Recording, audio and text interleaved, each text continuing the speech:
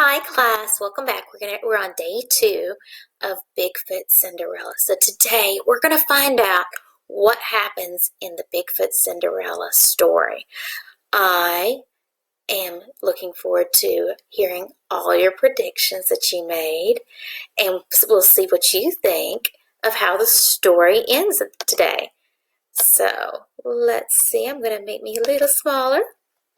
Move me over here so I can listen to the story with you. Make the story super big for you again. And let's continue our story. Oh, how Rella longed to go. Sadly, she stared at the river. She saw a fish jump. She made a wish on the fish. Me wish go fun fest. Me wish dunk prince. Heartfelt wish is a true wish, growled a gruff voice. And so you go. What? Rella spun around. She was staring at a bear, the very one she had given fish. Who you? She asked. Me, your very godfather. Really? I did not see that coming. Rella was overjoyed, then underjoyed. She mumbled, "Me got no bark clogs to keep on log, feet's too big."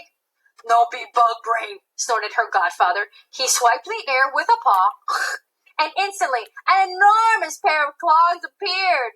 Rella tried them on, and of course, they fit perfectly. Then the grizzly waved a paw over her, and poof! The wildflowers she wore were dust. He patted and matted her fur, and it tangled like the very forest floor. Oh, she's trying to look as hideous as possible. I get it. Different standard of beauty among the Bigfoots. She boomed, "Thanks!" and gave him a crunching hug. "Be back sundown," he warned, "or you be like sisters make you. No furry and smelly, but plenty flowery." Oh, I see. Those sisters were trying to make her smell good so she'd be less attractive. Oh. Rella wasn't worried. She had lots of time. She skipped off, shaking the whole forest as she went. At the Fun Fest, there were Bigfoot women from every clan. Look at this thing. Wow, it is well attended. The games had begun. One by one, the women leaped onto a log where the prince crouched, ready. One by one, he dumped them into the water. Rella's stepsisters hated games, but to catch the prince, they'd do anything, even give logs a twirl. And they hoped a good drenching might even wash off his stench. But they never got the chance. When their turn came, the prince saw their wildflower chains and glowered. He tossed them in the water, snarling, "No pig flowers!" That's right. He doesn't want the flowers to be hurt. The day grew late. Everyone had tried to win. Everyone had failed. Then the Bigfoot prince rumbled, "Rats! No bride!" He was about to slouch home when, thunk, Rella bounded onto the log, pounding her chest and whooping, "Me dunk prince!"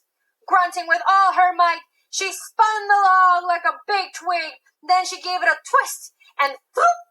The prince flopped into the river. Oh my goodness, what do you think is going to happen next? Turn and talk to your partner and see if you can figure out what's going to happen next in the story.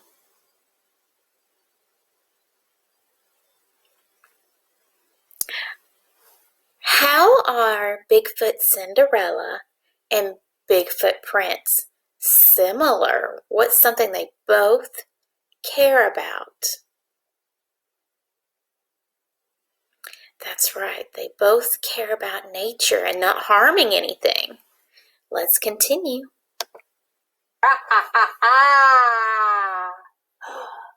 There was a stunned silence. The Bigfoots were slow-witted, so it took them a while to figure out what had just happened. And when at last they did, they began to chant, "Bride, bride, bride!" What does that word slow-witted mean? Let's use some context clues. If you look at the story, it says the Bigfoots were slow-witted, comma. I know when I see a comma, that means it's going to tell me exactly what that word means right after it. So let's see what it says. It says the Bigfoots were slow-witted, comma, so it took them a while to figure out what happened. So it means that they don't think as fast as some other people. So it takes them a little longer to figure things out. The sun was setting. Rella saw that and rushed into the dense trees, shrieking, "Eek!" just as her matted fur went sleek and wildflowers began to sprout. The prince lurched from the water, dripping and crushed. His dream woman, shaggy as a forest floor, smelly as a fish, and strong, was gone. Scratching his craggy head, he slumped down on a boulder. Drat, drat, drat! He gnashed his mossy teeth. Where'd my stinking beauty go? Then he saw one big bark clog. Ah! Hers. Now perhaps he could find his princess. The prince shuffled from snag to snag, cave to cave, lugging the lost clog. But though all the Bigfoot women tried it on, it was too large for anyone. The moment he reached Rella's cave, her stepmother and stepsisters pounced on the prince, wrestled the clog from him, and jumped into it eagerly. Their feet were so small, they all fit at once. Ha ha ha ha, laughable. Then Rella bounded up, yelling, "Me try, me." She did, and her foot fit the clog like a seed in a pod. Ah! When she pulled out its mate, the Bigfoot prince knew he had found his bride. He thumped his chest and roared with joy. The stepsisters roared too. In tantrums, they yanked up some wildflowers and saplings. Their mother kicked the prince black and blue. What do you think of the stepsister and the mother? Describe them.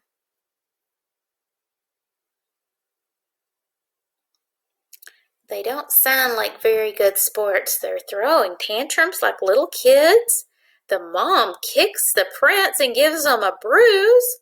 They're not very nice. I wonder what the prince will do to them. Oh, wow. A little nasty bunch, eh? Soon, there was a rowdy wedding in the old growth forest. Everyone was invited. Even Rella's stepmother and stepsisters could come, if they followed these rules carefully. No big flower, no poultry, no kick royal family. The end. And they lived happily ever. Don't say it. Don't say it. You're going to say it, aren't you? After. Oh, well, I hope you enjoyed this strange version of Cinderella. I mean, I like that she wasn't all delicate and poor me and also pretty, and aren't I cute, and aren't I prettier than my stepmother? I mean, I appreciated that part, but frankly, storyteller. Yes, Maleficent? It was just really weird. Yeah, what's the look? All right, class, we're going to stop there. Today, I would love for you to draw me a picture of Bigfoot and write down some adjectives from the story about Bigfoot. So I want to see your Bigfoot pictures. You can choose to do Bigfoot Cinderella or Bigfoot Prince. So draw me a super big Bigfoot, because they have to have big feet. And guess what? That's our first adjective. Then we have to have, I know they don't smell very good. So you got to show why they don't smell good. So I want you to draw me a giant Bigfoot and list all the adjectives to describe Bigfoot from the story. You can use some of those adjectives and you can add some of your own.